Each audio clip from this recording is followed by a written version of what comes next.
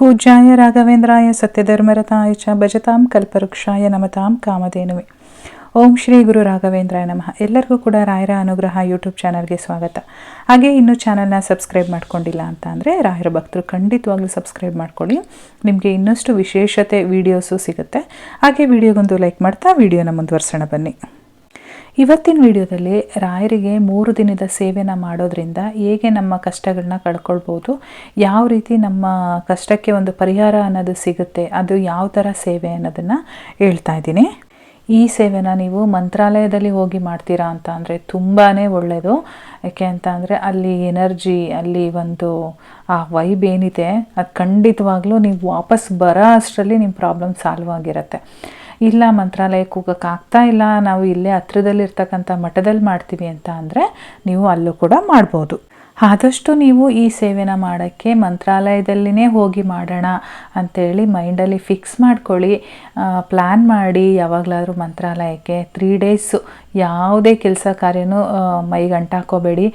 ಭಕ್ತಿಯಿಂದ ರಾಯರ ಸೇವೆಯಲ್ಲಿ ಒಂದು ಮೈ ಮರೆತು ಈ ಸೇವೆನ ಮಾಡಿಬಿಟ್ಟು ಬನ್ನಿ. ಖಂಡಿತವಾಗ್ಲೂ ನಿಮ್ಮ ಜೀವನದಲ್ಲಿ ಅಲ್ಲಿಂದ ಪವಾಡಗಳು ಆಗೋಕ್ಕೆ ಶುರುವಾಗುತ್ತೆ.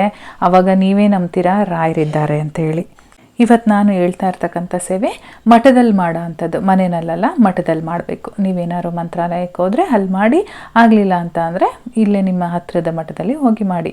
ನೀವು ಮಂತ್ರಾಲಯಕ್ಕೆ ಹೋಗಿ ಮಾಡೋದಾದರೆ ಪ್ರತಿದಿನ ಬೆಳಗ್ಗೆ ಎದ್ದು ತುಂಗಭದ್ರಾ ನದಿನಲ್ಲಿ ಸ್ನಾನ ಮಾಡಿಕೊಂಡು ರಾಯರ ಸನ್ನಿಧಿಗೆ ಬಂದು ಅಲ್ಲಿ 12 ಸುತ್ತು ಪ್ರದಕ್ಷಿಣೆನ ಮಾಡಬೇಕು.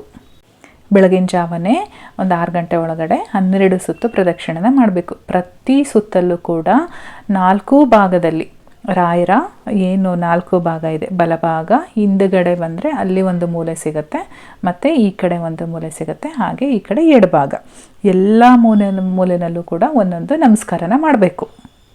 12 ಸುತ್ತು ಪ್ರದಕ್ಷಿಣೆನಲ್ಲೂ ಕೂಡ ನೀವು ಪ್ರತಿ ಮೂಲೆನಲ್ಲೂ ಒಂದೊಂದು ನಮಸ್ಕಾರನ ಮಾಡಿ ನೀವು ಈ ಸೇವೆನ ಮಾಡಬೇಕಾಗತ್ತೆ. ಇದನ್ನು 3 ದಿನ ಮಾಡಿ. ಹಾಗೆ ಅದರ ಜೊತೆಗೆ ನೀವು ಮಂತ್ರಾಲಯದಲ್ಲಿದ್ದೀರಾ ಅಂತ ಅಂದರೆ ಅಲ್ಲಿ ಬೇರೆ ಬೇರೆ ಸೇವೆಗಳು ಮಾಡೋದಕ್ಕೆ ನಿಮಗೆ ಅವಕಾಶಗಳಿರುತ್ತೆ. ಅಲ್ಲೋಗಿ ಊಟ ಬಡಿಸೋದಾಗಿರ್ಬೋದು, ಅಥವಾ ಅಲ್ಲಿ ಒಂದು ಗುಡ್ಸೋದಾಗಿರ್ಬೋದು, ಏನೋ ಒಂದು ನೀವು ಅಲ್ಲಿ ಏನು ಮಾಡಿರೋ ಅದು ರಾಯರಿಗೆ ಮಾಡ್ತಾ ಇರ್ತಕ್ಕಂಥ ಸೇವೆನೇ. ಅಲ್ಲಿ ಸೇವಾ ಕೌಂಟ್ರ್ ಇರುತ್ತೆ, ನೀವು ಅಲ್ಲೋಗಿ ಹಿಂಗೆ ಸೇವೆ ಮಾಡ್ತೀವಿ ಅಂತ ಹೇಳ್ಬಿಟ್ಟು ನೀವು ಸೇವಾ ಕೌಂಟ್ರಲ್ಲಿ ಒಂದು ರೆಸಿಪ್ಟನ್ನ ತೊಗೊಂಡು ನೀವು ಸೇವೆನ ಆರಂಭ ಮಾಡ್ಬೋದು. ಈ ರೀತಿ 3 ದಿನವೂ ಕೂಡ ಸೇವೆ ಮಾಡಿ 3 ದಿನ ಆದಮೇಲೆ ಊರ ಕಡೆಗೆ ಬನ್ನಿ. ಅಲ್ಲಿವರೆಗೂ ನೀವು ಊರಿನ ಚಿಂತೆನೂ ಬೇಡ, ಯಾವ ಪ್ರಾಬ್ಲಮ್ ಚಿಂತೆನೂ ಬೇಡ, ಯಾವುದನ್ನು ಕೂಡ ತಲೆಯಲ್ಲಿ ಇಟ್ಕೊಂಡು ಹೋಗಬೇಡಿ. ರಾಯರ ಮೇಲೆ ನಂಬಿಕೆ ಒಂದು ಮಾತ್ರ ಇಟ್ಕೊಂಡು ಹೋಗಿರಿ. ಭಕ್ತಿ ನಂಬಿಕೆ ಅಂತ ಇಟ್ಕೊಂಡು ಹೋದರೆ ನೀವು ವಾಪಸ್ ಬರೋ ಅಷ್ಟರಲ್ಲಿ ನಿಮ್ಮ ಕೆಲಸಗಳು ಖಂಡಿತವಾಗ್ಲೂ ಈಡೇರುತ್ತೆ. ಅಥವಾ ನಿಮಗೆ ಹೋಗೋಕ್ಕಾಗ್ತಾನೇ ಇಲ್ಲ, ನಾನು ಇಲ್ಲೇ ಮಾಡ್ತೀನಿ, ರಾಯರ ಮಠದಲ್ಲೇ ನಮ್ಮ ಮನೆಗೆ ಹತ್ರ ಆಗಿದೆ, ನಾನು ಇಲ್ಲೇ ಹೋಗಿ ಮಾಡ್ತೀನಿ ಮೇಡಮ್ ಅನ್ನೋದಾದರೆ ನೀವು ಬೆಳಗ್ಗೆ ಎದ್ದು ಮನೆಯಲ್ಲಿ ಸ್ನಾನ ಮಾಡಿಕೊಂಡು ಆ 3 ದಿನವೂ ಮನೆಯಲ್ಲಿ ಯಾವುದೇ ರೀತಿ ನಾನ್ ವೆಜ್ ಆಗಿರ್ಬೋದು, ಈರುಳ್ಳಿ ಬೆಳ್ಳುಳ್ಳಿ ತಿನ್ನೋದಾಗಿರ್ಬೋದು ಏನೂ ಮಾಡಬಾರ್ದು. 3 ದಿನವೂ ಶುದ್ಧಿಯಾಗಿರಬೇಕು. ಮಠದಲ್ಲಿ ಹೇಗಿರ್ತೀರೋ ಅದೇ ಥರ ಮನೆಯಲ್ಲೂ ಕೂಡ ಇರಬೇಕು. ಬೆಳಗ್ಗೆ ಬ್ರಾಹ್ಮಿ ಮುಹೂರ್ತದಲ್ಲಿ ಎದ್ದು ಮನೆಯೆಲ್ಲ ನೆಲ ಎಲ್ಲ ಸ್ವಚ್ಛ ಮಾಡಿಕೊಂಡು ರಾಯರಿಗೆ ಪೂಜೆ ಮಾಡಿ, ನೀವು ಮನೆ ದೇವ್ರಿಗೆ ಪೂಜೆ ಮಾಡಿ, ಫಸ್ಟು ಗಣೇಶನಿಗೆ, ಮನೆ ದೇವ್ರಿಗೆ, ರಾಯರಿಗೆ ಇಲ್ಲಿ ಮನೆಯಲ್ಲಿ ಪೂಜೆ ಮುಗಿಸ್ಕೊಂಡು ಮಠಕ್ಕೆ ಹೋಗಿ ಮಠದಲ್ಲಿ ಸೇಮ್ ನಾನೇನು ಮಂತ್ರಾಲಯದಲ್ಲಿ ಯಾವ ರೀತಿ ಮಾಡಬೇಕು ಅಂತ ಹೇಳಿದೆ ಅದೇ ರೀತಿ ನೀವು 12 ಸುತ್ತು ಪ್ರದಕ್ಷಿಣೆ, ಪ್ರತಿ ಮೂಲೆಯಲ್ಲೂ ಕೂಡ ಒಂದೊಂದು ನಮಸ್ಕಾರ, ಈ ರೀತಿ 3 ದಿನ ಮಾಡಿ.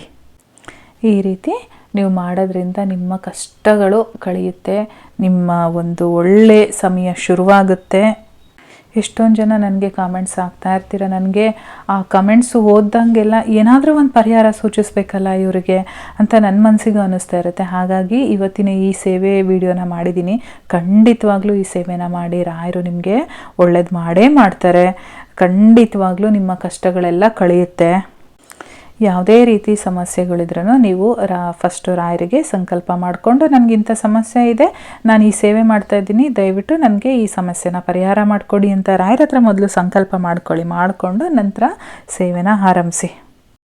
ಎಲ್ಲರಿಗೂ ಕೂಡ ಯಾರ್ಯಾರೆಲ್ಲ ಸೇವೆ ಮಾಡ್ತೀರಾ, ಯಾರ್ಯಾರೆಲ್ಲ ರಾಯರ ಭಕ್ತರಿದ್ದೀರಾ, ಎಲ್ಲರಿಗೂ ಕೂಡ ರಾಯರು ಒಳ್ಳೇದು ಮಾಡಲಿ ಅಂತ ರಾಯರ ಹತ್ರ ಬೇಡ್ಕೊಂಡು ಇವತ್ತಿನ ವಿಡಿಯೋನ ಮುಗಿಸ್ತಾ ಇದ್ದೀನಿ. ಯಾರ್ಯಾರೆಲ್ಲ ರಾಯರ ಭಕ್ತರಿದ್ದೀರೋ ವಿಡಿಯೋ ಕಾಮೆಂಟಲ್ಲಿ ಓಂ ಶ್ರೀ ಗುರು ರಾಘವೇಂದ್ರಾಯ ನಮಃ ಅಂತ ಬರೆಯೋದನ್ನು ಮಾತ್ರ ಮರಿಬೇಡಿ. ಹಾಗೆ ವಿಡಿಯೋಗೊಂದು ಲೈಕ್ ಮಾಡಿ, ಇನ್ನೂ ಹೆಚ್ಚಾಗಿ ನಿಮ್ಮ ಫ್ರೆಂಡ್ಸ್ ಜೊತೆ ಈ ವಿಡಿಯೋನ ಶೇರ್ ಮಾಡಿ. ಇನ್ನೂ ಸಬ್ಸ್ಕ್ರೈಬ್ ಮಾಡ್ಕೊಂಡಿಲ್ಲ ಅಂತ ಅಂದರೆ ದಯವಿಟ್ಟು ಸಬ್ಸ್ಕ್ರೈಬ್ ಮಾಡ್ಕೊಳ್ಳಿ. ನಾನು ಮತ್ತೆ ಮುಂದಿನ ವಿಡಿಯೋದಲ್ಲಿ ಸಿಗ್ತೀನಿ. ಅಲ್ಲಿವರೆಗೂ ಧನ್ಯವಾದಗಳು.